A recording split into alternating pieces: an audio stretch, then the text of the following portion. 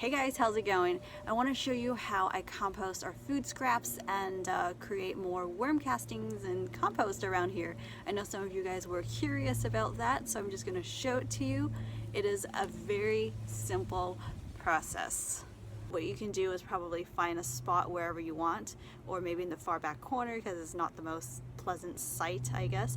And you just, pile your food scraps on top of the earth. And the best thing about that is that you are creating worm castings at the same time as you're composting your food scraps. And just piling your food scraps on top of the earth, it would just automatically attract worms to come eat them. So you don't have to go out and buy worms to do this, because it's not in a worm farm, like in a contained area. It's not in a bin, it's not indoor. Okay, so I'm just gonna grab some food scraps and get started in the process.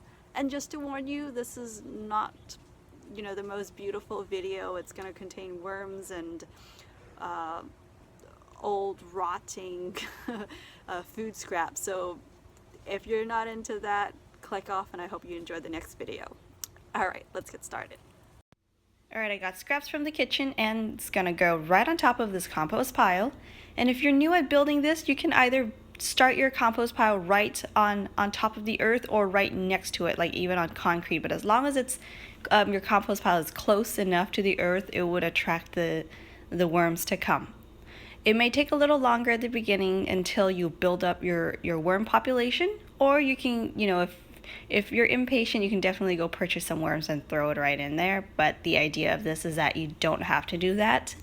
So I'm just layering, some wet ingredients, these kitchen food scraps on top, and then covering them up with the compost from the bottom. You see that they have really already very finely decomposed, and it's very rich, filled with worm castings in there. So I just like to take this and put it on top, and this would also help guide the worms directly to their food source. It would avoid fruit flies, and they decompose a lot faster when there's soil covering on top. So you can do this with even ground coffee you have around the house. You can have dried leaves on there. It's faster to decompose when you're layering everything in between with a little bit of this soil. But at least I would say put the soil right on top of, on the very top. That would really help them compost a lot quicker. It takes usually a few days up to a few weeks, depending on what they are that I'm composting. Obviously, the things that are softer, like the zucchinis, lettuce greens, leafy greens, things like that, would decompose in a few days, whereas things that are more tough, like fibrous and more woody, would take longer. And so you just got to build up your worm population to get the compost pile to decompose a lot quicker. You can see I got some dried leaves that I raked up also, and just putting it right there, and then layering again with the composted soil from the bottom. Look at these beautiful worms doing such a great job in composting. And by the way, if you have a pet, you might want to build something around just to avoid them from getting into your compost pile. But once you got your compost down, you can definitely apply it right on top of your garden, or mixing it in with the soil, or whatever you like to do with it. This is really rich, beautiful compost that you can use. And this is one of the many ways that you can compost food scraps. And this is just what we do around here, and find that it's pretty quick and pretty easy to do.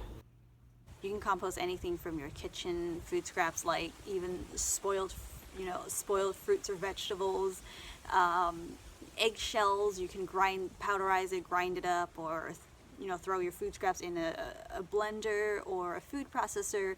The finer your composts are, they will decompose even faster. Say if you did some pruning around the garden, you can gather the leaves and branches and throw it in there. You can add ground coffee ground or ground coffee We don't drink coffee, so I don't have that. Otherwise, it's actually really great for the garden as well. Yeah, so it doesn't really matter the size of the things that you put in, but the bigger they are, obviously, the longer they'll take to break down. But this is just a super basic, easy method that we do around here. Sometimes I have really roughly chopped up vegetables in there. Sometimes I have leftover, you know, like smoothie, a blender that I rinse out and I pour it in there, or any kind of food scraps, and it works for us. So yeah, let me know down below how you guys compost in your garden, and if you find this video to be helpful, be sure to like, share, and subscribe to this channel, and I'll see you guys in the next video. Thanks for watching. Bye.